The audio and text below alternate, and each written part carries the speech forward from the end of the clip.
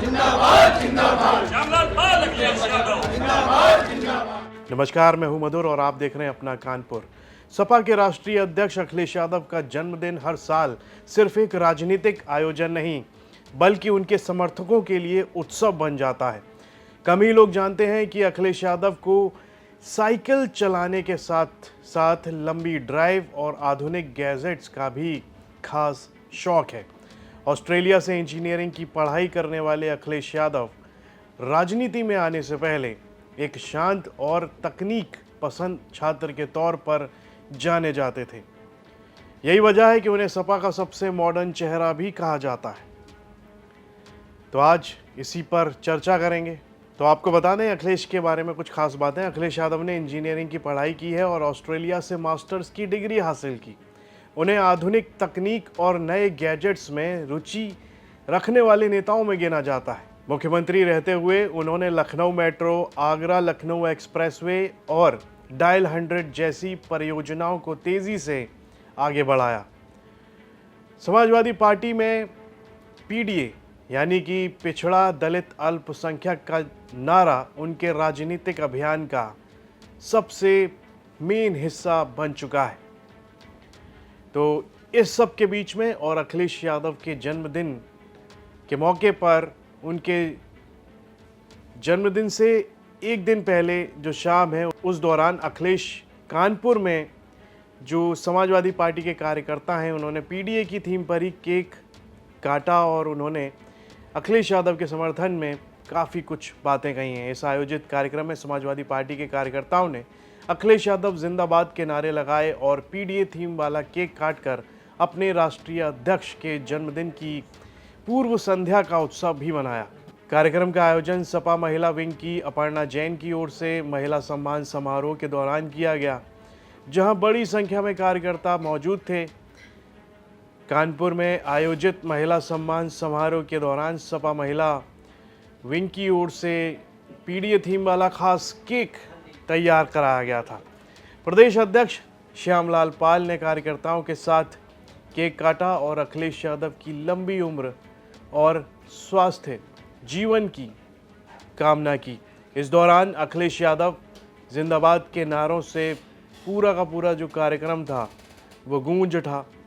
और इस दौरान क्या कुछ कहा श्यामलाल पाल ने, आइए वो आपको बता देते हैं। समाजवादी पार्टी के राष्ट्रीय अध्यक्ष जी के जन्मदिन की पूर्व संध्या पर आयोजित महिला सम्मान के कार्यक्रम में मैं आया हूं और मैं यहां की संयोजक इस कार्यक्रम की अपर्णा जैन जी को और उनके सभी लोगों को बहुत बहुत बधाई देता हूं कि सामाजिक न्याय का रास्ता मजबूत करने वाले नेता आदरणीय अखिलेश यादव के जन्मदिन की पूर्व संध्या पर महिलाओं के उत्साहवर्धन के लिए जो कार्यक्रम किया है वो संविधान के अनुकूल है। वही संविधान खतरे में है। संविधान बचाने के लिए महिलाओं को आगे ले आने का संकल्प दिवस के रूप में मनाया गया है। राम मंदिर चोरी क्या कहेंगे?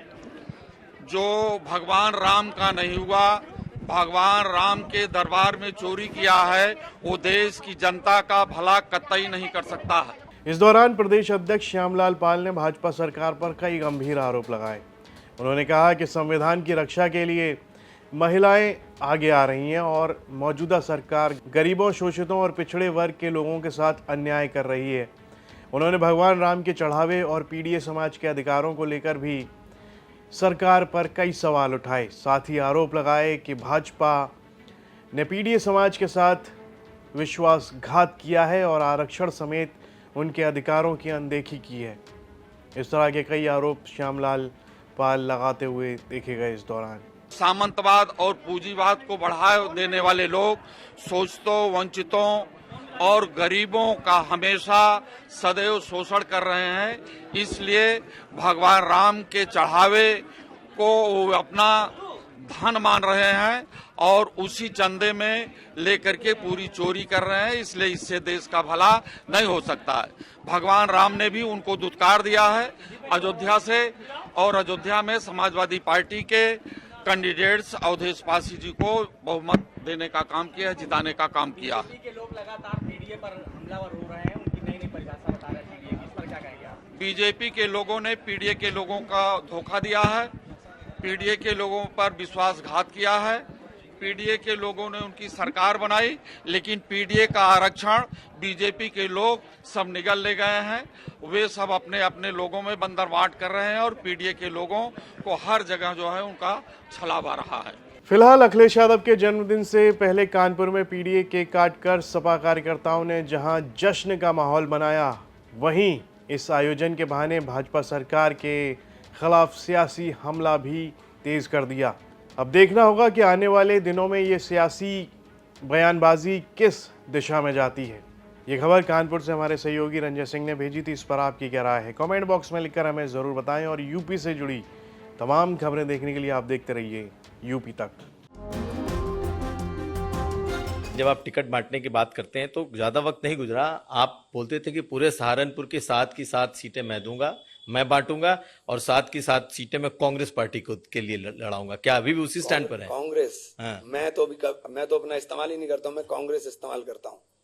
कांग्रेस जो कांग्रेस की वो होगा, ये कांग्रेस का मजबूत जिला है और सब कांग्रेस की सीट यहां लड़ेंगी। 2017 में 5 नहीं लड़े थे क्या हम? 2017 में तो अखिलेश जी मुख्यमंत्री थे, तब भी तो मैं 5 ही लिए थे, तब तो मैं एमपी भी नहीं था। तो इसमें आश्चर्यचकित करने वाली तो कोई ऐसी बात नहीं है जो मैंने बोल दी है। इसमें कोई आश्चर्यचकित करने वाली बात नहीं है। अखिलेश जी मुख्यमंत्री थे, मैं कुछ भी नहीं था। 5 लिए थे हमने, 5 लड़े थे, तो अब के लड़ दूंगा तो कौन सी बड़ी बात होगी? तो 5 लड़ेंगे या 7 लड़ेंगे? नहीं, 5 ही लड़ेंगे। 5 ही बोला था मैंने, 5 ही लड़ेंगे। अब लड़ेंगे इंशाल्लाह। मतलब सहारनपुर की 5 सीटें कांग्रेस पार्टी ही लड़ेगी। हाँ, तो क्यों पहले भी लड़े थे भाई। 2017 में जब थे तब भी लड़े थे, अब भी लड़ लेंगे। उसमें कोई आश्चर्यचकित करने वाली बात थोड़ी है।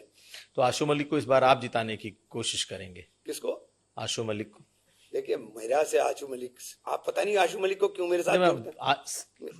कोई मेरा वहां मेरा कैंडिडेट है, 47,000 वोट से जीता हूं मैं वहां से, और इनकी मुखालफत के बाद जीता हूं, कोई इनकी माफकत के बाद नहीं जीता हूं। मैंने कहा मैं मुनाफिक नहीं हूं। अगर मैं मुखालफत करूंगा तो ओपन करूंगा, ओपन कह रहा हूं कि नहीं लड़ाऊंगा, मेरा कैंडिडेट लड़ेगा। मैं कोई ऐसा नहीं हूं कि आप मेरे साथ रहेंगे और मेरी पीछे से काटेंगे, नहीं। इमरान मसूद है मेरा नाम। मैं किसी की मुखालफत पीछे नहीं करता हूं। मुझे जो करना है फ्रंट पे करूंगा, पीछे कुछ भी नहीं करूंगा। तो इस बार आप क्या करेंगे? मेरा कैंडिडेट लड़ेंगे, 5 लड़ेंगे ना, कहता हूं मैंने, 5 लड़ेंगे मेरे। और कोई आश्चर्यचकित करने वाली बात नहीं। पिछली बार भी लड़े थे 2017 में भी, अब के भी लड़ेंगे। इसमें कोई ऐसा वो नहीं है।